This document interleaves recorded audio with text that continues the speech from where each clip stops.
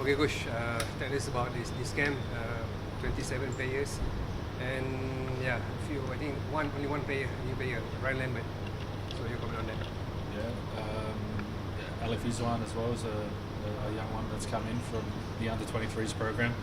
And overall, we're looking forward to another chance to get together and build the national team, keep building our football identity, and we've got an exciting camp that looking forward to getting some work done with the boys, and our focus is to play the best football we have all year and finish off the year strong and play some good football, score some goals, keep a clean sheet and get 3 points for the nation. The reason that you choose Ryan because finally he get the call up. Yeah, on merit, I think. If you look at 5 years or more playing really well, consistent football, his background, he's won some trophies. KL performing well. KL performing well, and he's a key contributor to that. And he deserves his opportunity. Like I said, I think a few weeks ago, constantly monitoring all the players, and a spot opens up for him to get an opportunity, but take the opportunity to make the nation proud. Coach, this current camp, there's only one game. Is there any games planned prior to the game against Nepal?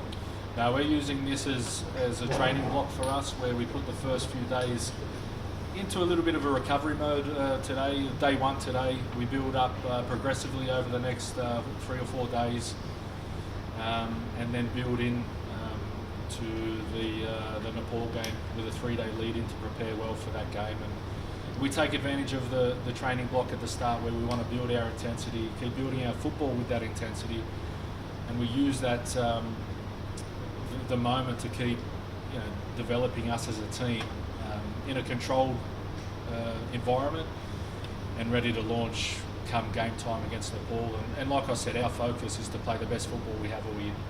Coach, this current squad, there are two names, notable names that have been omitted. Ramel Morales and Sophie. Is there any reason behind that? Both unavailable. Ramel's copped a little bit of an injury that's set him back a little bit, and who was the other one? Sorry? Yeah, Jumbo. For family reasons, Jumbo's needs to be with his family for now, and unavailable for this camp. Coach, how you protect the battery point or this game to maintain Yeah, we do what we do every day.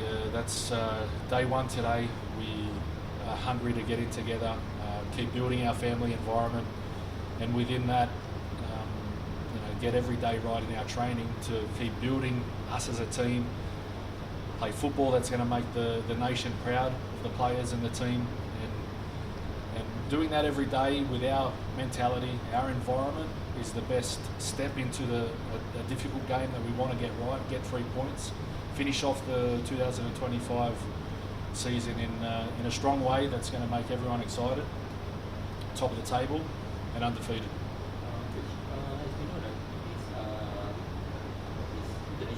Actually have a 2 match, but Malaysia just have 1 match. I mean that.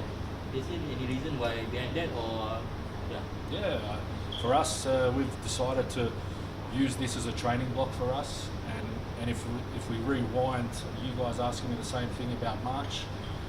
We used the March camp as our first camp together as a training block with the focus of the game at the end of the camp, and we're doing the same here.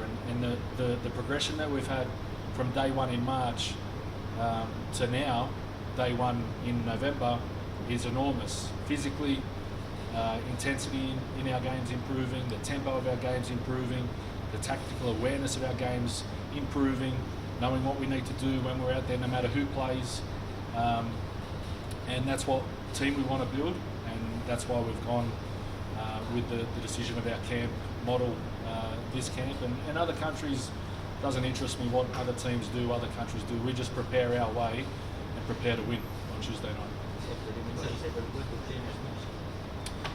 As I understand, yes, but there's a little bit of paperwork to get finalised. I think that's at really the last stages, but hopefully he can be fully available for selection for the game.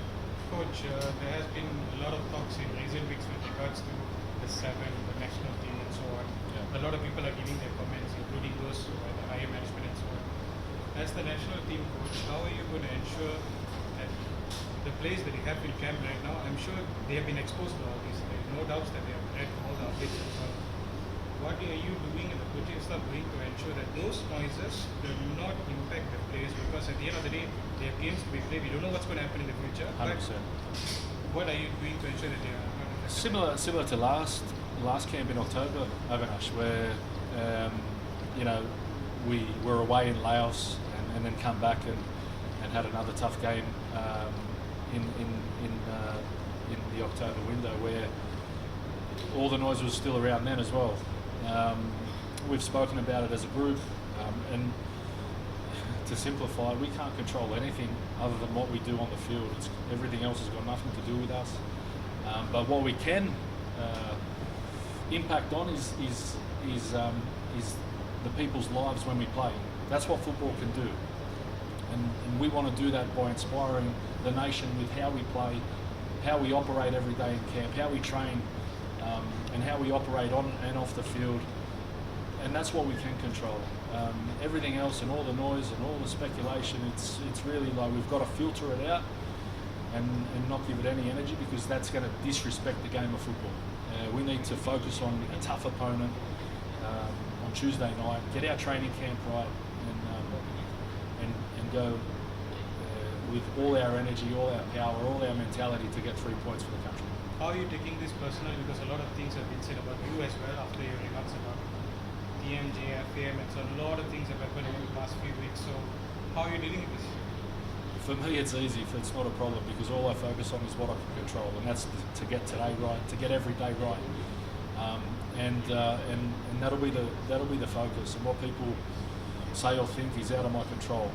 I just hope I can make Malaysia proud by the way we play, the football identity that we've had, the results that we have, and finish this the 2025 international year undefeated, playing some good football, scoring some goals, keep another clean sheet, and that's in our control, and we need to execute every day to do that, and make like everybody in Malaysia proud, and that's everyone, the kids, the older generation, you guys, and that's our aim, and that's what we want to inspire the nation to feel. Peter, going by what you just said about the players and how they're feeling as well, I know that I spoke to some of the players and they were saying that they were worried that Malaysia will be banned from playing football, any football activity. Seeing that kind of passion for your players that you have, like how does that make you feel? I'm inspired to work every day with the players we've got, and it's a fulfilling feeling as a coach, and the environment that we're creating, and that's on the field, off the field, in the hotel, on the training pitch, in front of everybody in the stadium. You can see a special energy in the group, special mentality, disciplined, focused, professionalism, and that makes me proud. And like I said, all the football, that's in our control. That's everything that we can control. We need to execute that on a daily basis. Don't take it for granted, because we have to work hard, stay humble, and keep building our football, because we do have a tough opponent Tuesday night, and that's what we've got to focus on. Taking the positive takeaways from the Laos game the other day, and you guys are playing Nepal at home again, is there much that you need to tweak when it comes to this one? Not sure about tweak, but we need to keep improving our football. And again, Nepal's got a new manager that's just been announced a few weeks ago, so we might not know exactly what they're going to do in terms of their structure or their shape, but we've got to be ready for everything and ready for anything. And that's the training block ahead, and the camp that the camp model, the training model that we've designed is for that purpose, and we'll be ready for anything on Tuesday night to play the best game of the year and finish off 2025 with some good football, and send everybody home with a smile on their face. Coach, FIFA have a new head coach. Do you have anything information about that? Yeah, it's building, but again, whatever they do, however they line up, whatever style they try to implement, we will be ready for it based on the team we are, the team we want to be, and how we play. So again, we'll focus on making sure we're at our best, and we take this 8 or 9 days in preparation to do that. Push back to the heritage player. Personally, what what do you feel when you heard the second decision by FIFA? It's again out of my control, so I don't waste energy on it. And you know, again, my narrow focus is on what we have to do this camp, and I simplify my job like that. I simplify my life like that, and just focus on what's in front of me, without any speculation around what might happen or what if this happens. And like I said, that makes me work effectively in making sure we execute what we need to do this camp. Do you get updates on that, or are they just keeping you kind of just in the loop bit by bit, but wanting you to focus more on the team kind of thing? Got nothing to do with it, so you know, just focus straight on our players and watch the Super League, which was 2 exciting games in the Cup semi-final last night. Kuching had a good crowd, 16,500 in attendance. It felt like a good game, so that gives me a little bit of energy to go. Malaysian football is alive, it's there, and that's what I've always said. Malaysian culture, the Malaysian football culture, is something special that can be embraced. You know, and that's all. You know, that's all my focus is how we can get these players at their best. The 27 players in camp at their best every day, and connect that to a strong team performance, and hopefully that inspires the nation to believe in the national team. And Coach, today who will not report for the first day? Everybody reports today at different times, and so that's a medical process to check in and get the evaluation from the medical and high performance team. There'll be a small group training on the field. There'll be a big group in recovery session because of the game last night. And we use this as day one to build into tomorrow's training, again, which will be a split group with a little bit of recovery in a training group, and then build Wednesday, Thursday into some work with full team training. That's good. So Coach, the selection of Junior Astro. Well, he's training hard. I'm proud of what he is as a player and the capabilities that he's got. And yeah, I know there's a lot of speculation or noise around selections, but I think he's a great addition for us as a group, as a team, and he'll train hard to get a spot, and every spot's up for grabs. No one has a right to just get a jersey and play in the first 11, so the 27 players for every training session is going to fight for their spot, and I'm looking forward to the challenge of that, because I wish I could select everybody in the starting 11, but that's the competition up for grabs for this camp.